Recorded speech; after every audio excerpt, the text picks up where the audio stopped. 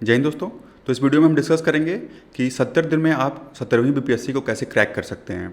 देखिए, सिलेबस जो है वो आप सब लोग को पता है कि इंडिया और बिहार की जो है एंशिएंट हिस्ट्री आती है। इसके अलावा इंडिया और बिहार की मिडाइवल हिस्ट्री और मॉडर्न हिस्ट्री आती है, और बिहार की ज्योग्राफी और इंडिया की ज्योग्राफी से क्वेश्चंस आते हैं। इसके अलावा अब आप देखेंगे तो इन्वायरमेंट से भी क्वेश्चंस आ रहे हैं, तो इन्वायरमेंट भी जो है इंपॉर्टेंट हो जाता है।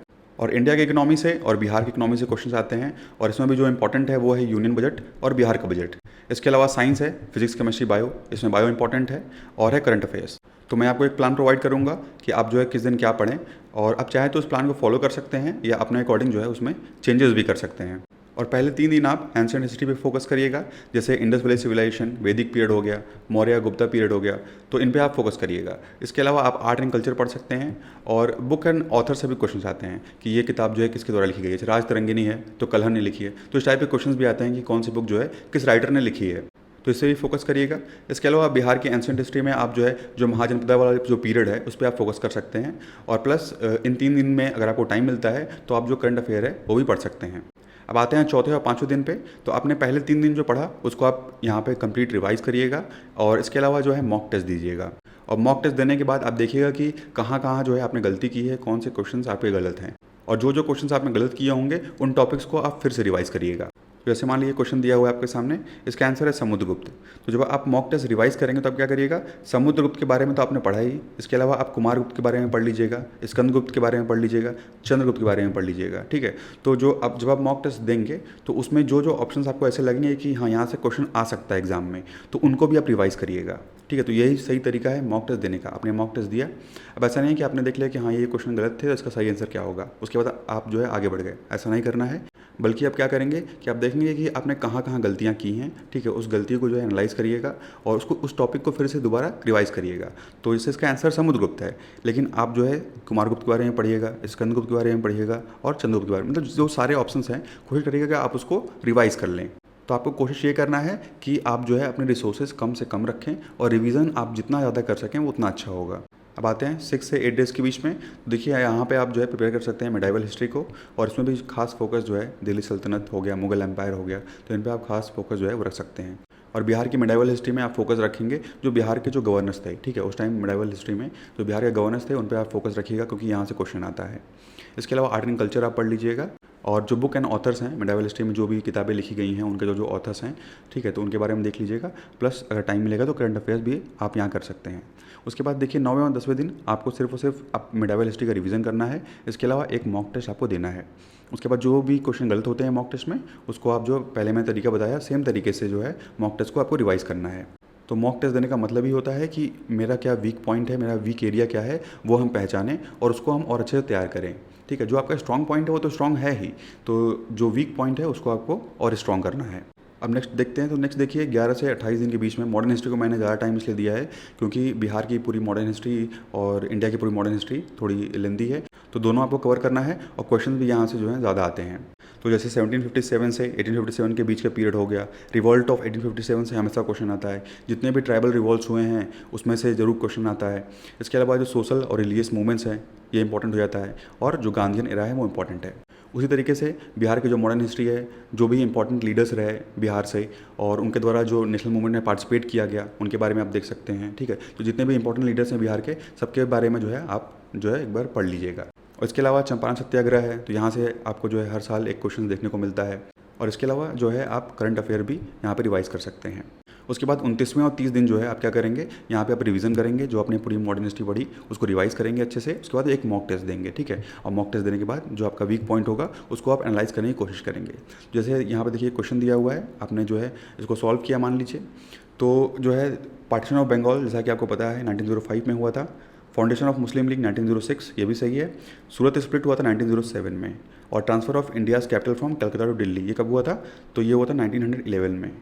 ये ऑप्शन गलत हो जाएगा, तो यहाँ पे सिर्फ एक ही गलत है, इसीलिए ओनली 1 पेयर जो है उसका सही आंसर होगा।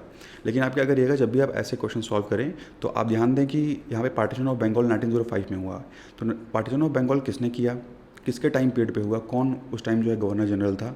ठीक है, तो ये ध्यान रखना है आपको।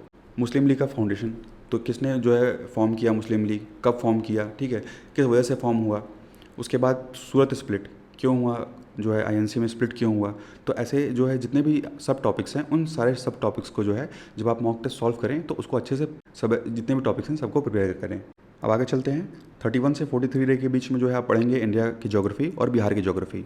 और इसके लिए आप क्या करिएगा कि इंडिया की ज्योग्राफी के लिए आप देख लीजिएगा कि प्रीवियस ईयर क्वेश्चंस जो पूछे गए हैं, यानी बीपीएससी में जो पहले क्वेश्चंस पूछे गए हैं, आप जो है उसमें से इंपॉर्टेंट टॉपिक्स को अलग कर लीजिएगा कि इस टॉपिक से जो है हमेशा क्वेश्चंस आए हैं। तो खासकर जब आप पढ़िएगा तो उन टॉपिक्स पे जो है फोकस रखिएगा। इसके अलावा एनवायरमेंट से भी क्वेश्चन इस समय देखने को मिल रहे हैं, जैसे कि नेशनल पार्क्स हो गए, वाइल्ड लाइफ सेंचुरी हो गई, तो इन पे फोकस रखिएगा। जैसे कि मान लीजिए कोई वाइल्ड लाइफ सेंचुरी है तो उसके आसपास से कौन सी नदी बह रही है, ठीक है, ये आपको पता होना चाहिए कि यहाँ से ये नदी गुजरती है। नदी जो है कहाँ से निकल रही है और कहाँ जाके गिरती है, ठीक है, तो उसका ओरिजिन पॉइंट आपको पता होना चाहिए। इसी तरह बिहार की ज्योग्राफी में जो बिहार की नदियाँ हैं, ठीक है, कहाँ से कौन सी नदी आ रही है और कहाँ जाके जो है गंगा नदी में मिलती है, कौन से डिस्ट्रिक्ट में आके वो गंगा नदी में मिल रही है, ये आपको पता होना चाहिए, ठीक है। और जैसे कि बाउंड्री आपको पता होना चाहिए कि बिहार की जो बाउंड्रीज़ हैं वो किससे किससे लगती हैं।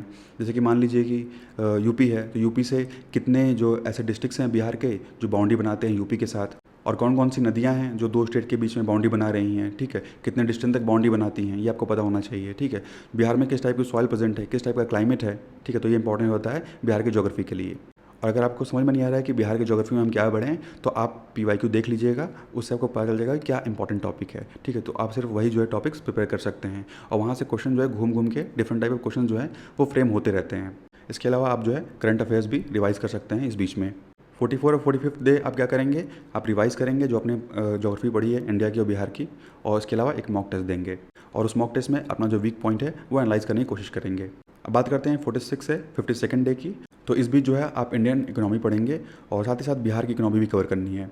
और आइडिया लेने के लिए आप जो प्रीवियस क्वेश्चंस हैं उनको सॉल्व कर सकते हैं, ठीक है। पीवाई को सॉल्व करिएगा तो पता चलेगा कि बीपीएससी कहाँ से क्वेश्चन पूछ रहा है, ठीक है, कौन से टॉपिक आपको इंपॉर्टेंट है, कौन से टॉपिक आपको पढ़ने हैं।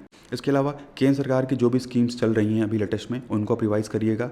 इसके अलावा नीति आयोग जो है डिफरेंट इंडेक्स जारी करता है उसको देख लीजिएगा, नीति आयोग के बारे में देख लीजिएगा, ठीक है। जैसे कि डिफरेंट रैंकिंग्स भी नीति आयोग जारी करता है कि इस स्टेट की जो है इस चीज़ में ये रैंक है, ठीक है, तो वो देख लीजिएगा कि यहाँ से नीति आयोग से क्वेश्चंस बीपीएससी पूछता है।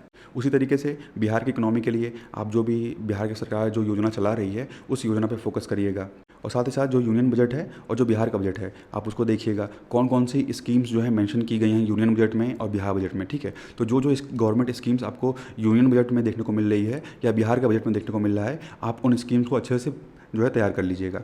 इसके अलावा जो इकोनॉमिक सर्वे है वो भी इंपॉर्टेंट है, तो उसका जो डेटा वगैरह है वो भी आप देख सकते हैं।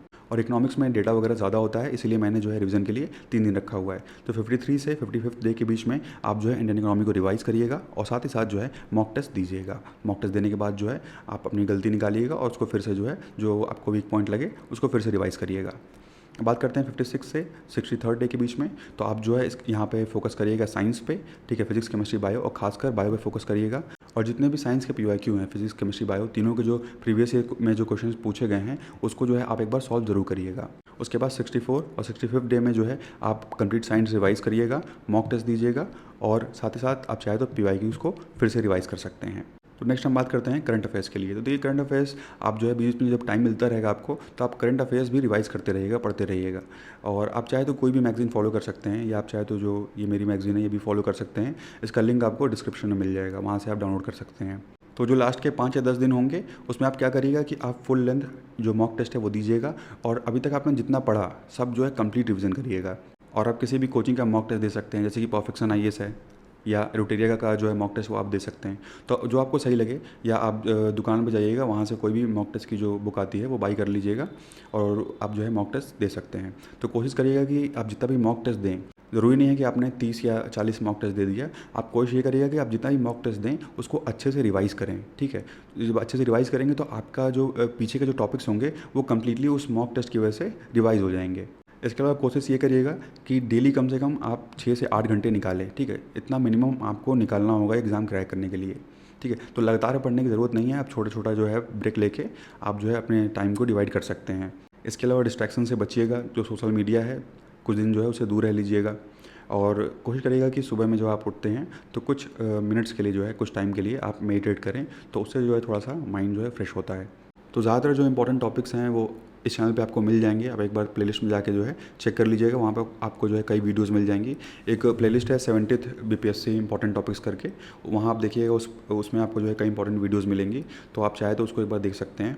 और अगर कोई प्रॉब्लम होगी तो आप कमेंट में ज़रूर पूछिएगा। Thank you and thanks for watching.